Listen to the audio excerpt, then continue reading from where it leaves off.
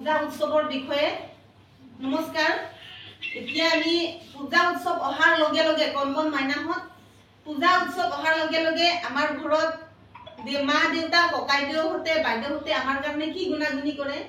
পূজা আহিছে, আমাৰ ছোৱালীজনীক নতুন চোলা, নতুন পেণ্ট, নতুন জোতা, লগতে বেলুন কিনি আনি দিব লাগিব সিহঁতক, সেইখিনি আলোচনা হয়।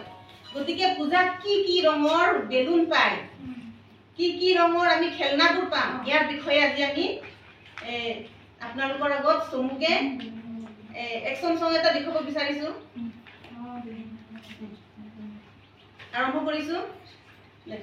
পূজা পূজা পূজা আকৌ আহিল পূজা, পূজা আহিলে আমাৰ মনত লাগে বৰ মজা, পূজা আহিলে আমাৰ মনত লাগে বৰ মজা। দেউতাই দিব নতুন চোলা, দাদাই দিব জোতা, দেউতাই দিব নতুন চোলা, দাদাই দিব জোতা, দাদা ভাইটি ভণ্টি মিলি চাম আমি পূজা, দাদা